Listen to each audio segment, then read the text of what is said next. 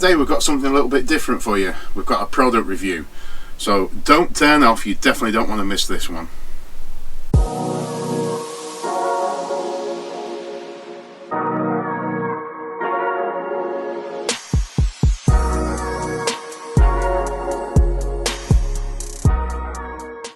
We've been sent out a big power bank, to say the least, from Bluetti POWEROAK.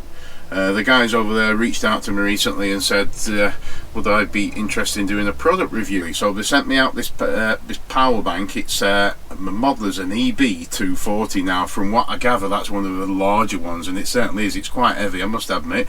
It's not a light unit.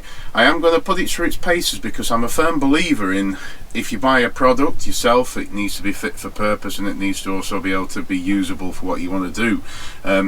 It'd be silly of me using this power bank just to show you charging a laptop or a mobile phone or even my Apple Watch. It'd just be pointless. It does all those, does them easily. Let's crack on with the first test. Let's just have a look at the unit. I'll power it on, and my first plan is I'm going to set it up as a standalone power supply to put our van on a hookup. So for example, if you're on site and you've no hookup, this device I'm fairly sure is enough to connect to your van via the standard hookup cable and adapter plug, which I will show you in a moment, and it will be enough to power your van and hopefully power things like the microwave and stuff like that. So let's have a look at that.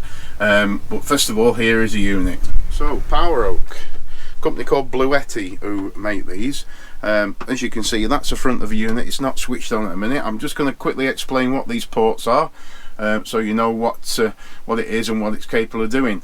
It is quite a big unit. It's like a suitcase, if you will. To look at it right now, it does look like a suitcase with a decent handle on the top. And trust me, it needs a handle because it is quite heavy. I put the details up on the screen now, the facts and figures of this unit, so you can have a look and, for example, take into account for the weight. It's not a light unit. It's not there just to charge your mobile phones. Trust me, this is a beast of a thing. So this is the front. That's the LCD display. I'm going to turn it on now. I'm going to press and hold that.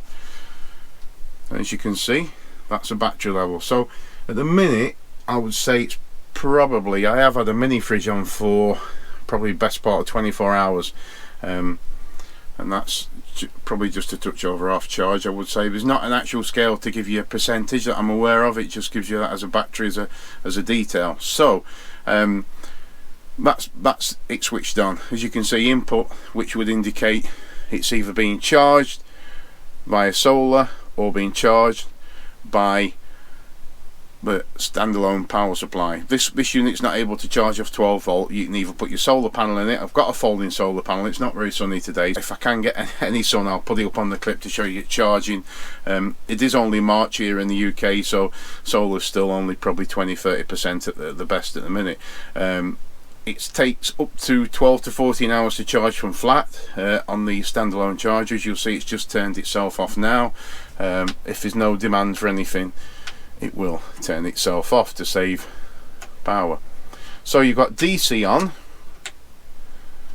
which I've just put on, and AC on.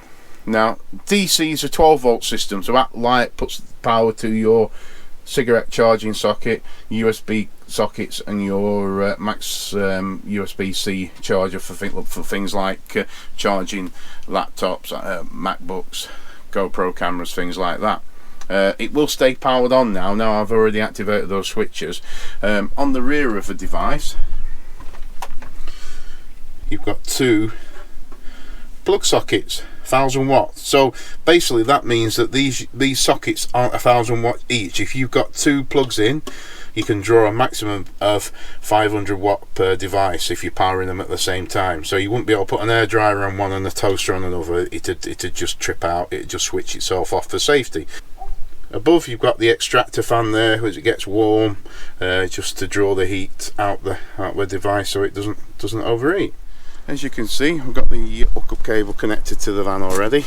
It's always in when we're parked on the drive at home to keep the fridge on and everything else. So here's a unit, the device. Now, I already said earlier, you need an adapter. You can't just plug a standard hookup cable straight away in. You need one of these commando type adapters to 13 amp socket. So we're going to turn the device off first of all. You'll know it's not plugged in because the fridge is flashing. It was on hookup. Right, let's plug this in. There we go.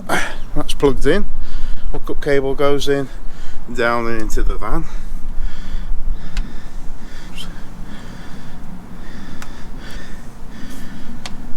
We've got AC on, which is 240, and that's on now. So as you can see, it's drawing just under 100 watts. I've put the engine battery on charge. The leisure batteries are charged up fully in the van, so they wouldn't represent a good test. But for example, on this one point alone, on the hookup cable and the plug type adapter, you can actually charge your engine battery in the event of a engine flat battery. If you're off grid and you're in the middle of nowhere with no solar, perhaps in the winter, you can plug your hookup cable straight away in. As you can see, goes in and down and into the van.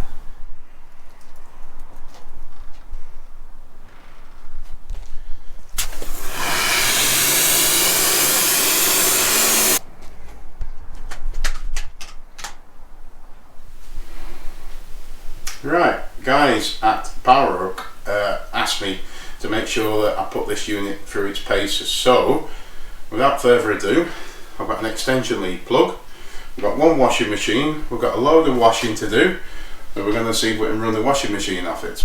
I'll just prove I'm not cheating. I took the plug back out just to make sure. You can see it's definitely not plugged in elsewhere. This cable goes in around the back of the washing machine. That's definitely won't switch on. I'm going to plug it in now. The device is on.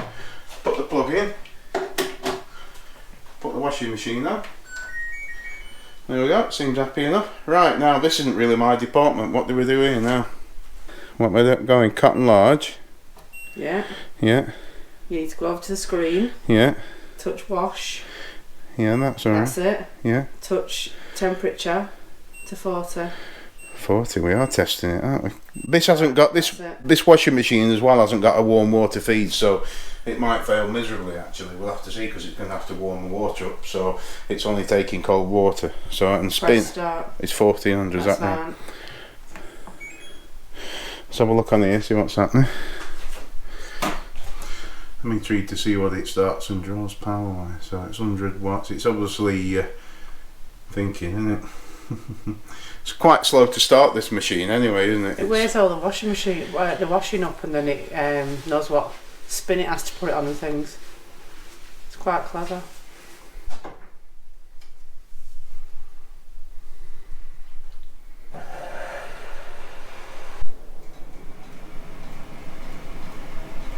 Right, so we're a few minutes into the washing cycle. Everything's looking good. The battery's still about halfway charged, flickering between about 400 watts and 100 watts. It's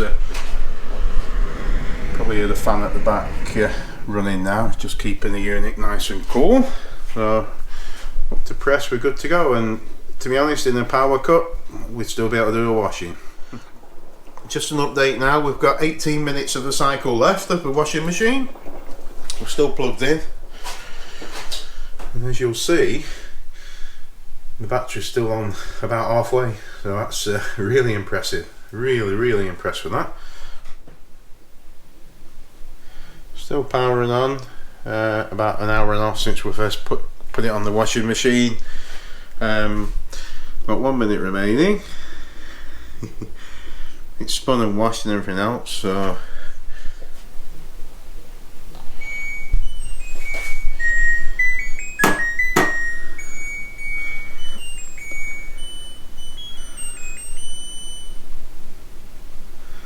that's the end. Completed. And we've still got about halfway on the battery, as you can see. Right, we're going to put the POWEROAK back on charge on the solar panel. So I've got my 120 watt eco-worthy solar panel. So it's connected up in the sun. The adapter cable's connected.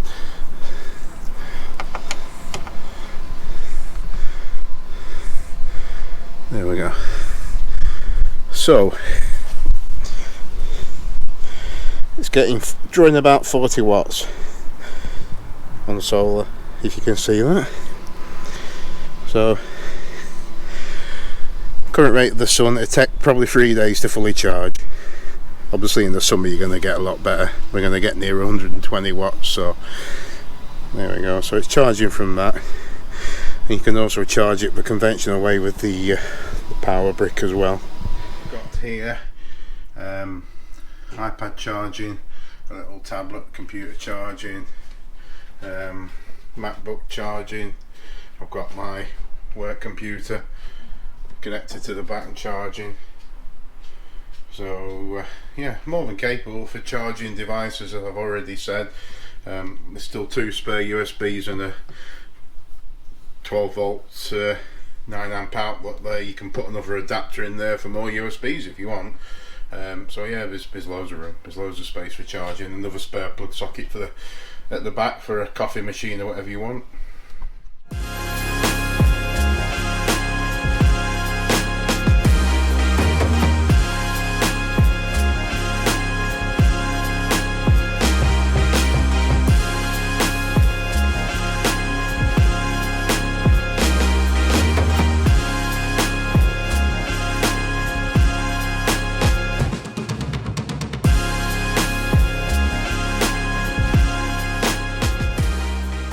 So that's some of the things you can do with the POWEROAK EB240 unit. I haven't really pushed it that hard at all. Perfectly adequate for charging your normal phone devices and your laptops and drones and everything else in your van. I'll just go through some of the thoughts of what I think of this device now, and as I've said, these will be personally my own opinion of the unit. And as we said at the start, POWEROAK sent this device out to us to test and wanted me to use it basically and put it on devices and things, so I thought the washing machine was an ideal candidate, and it worked fine and washed the clothes no problem. Some of the plus points is it's a 2400 watt hour device, so it's one of the very big ones. This is like from a portable power storage facility, or a power generator, or a power bank, whatever you want to call it. It's one of the big ones, it's one of the higher capacity ones, so this will last for a while, depending on obviously what you're using it for. It's got a lot of points to charge your devices. 4 USBs, I've already said, the mini C max charge point, the 12 volt cigarette output. Yeah, there's a lot, and obviously the 240 13 amp sockets on the rear.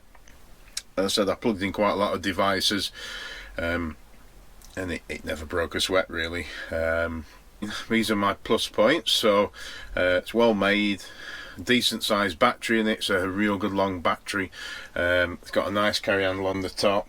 The actual sides feel like I'm not sure if aluminium, I think aluminium coated on the sides, and each end is plastic. Like I said, the battery life is really good. Yeah, it's got a lot of plus points. Negative points, and there has to be on anything. It's got to have negative points. There's no way to charge it from a 12 volt, so while you're driving the van, if you're driving anywhere between locations or whatever, you can't charge it up on 12 volt. That's a solar panel input there and a power supply brick input. So yeah, it comes with a really big brick with a built-in fan. That's the charging unit which will charge the actual device, plugs in there along with the solar panels. It doesn't feature a fast charge facility. It can take from empty between 12 and 14 hours to charge up, or if you're somewhere where it's sunny, you can put it on the solar panel. Would I buy it myself? Not as big as this one, no. I wouldn't need one as big as this. With our current setup in our van, we wouldn't need one as big as this. If we found that we'd need one, then yes, I would, because it is a solid unit. So I hope you enjoyed this review of the POWEROAK EB240 solar generator. I'll put the link in the description below for this particular machine on Amazon, if you want to have a look at it and see what you think. You could use it in the van build without putting expensive lithium batteries. Remember, this has got a really decent sized lithium battery built in, so for the cost, it's sort of cost effective with a 1000 watt inverter included. You're not messing with any of the electrics.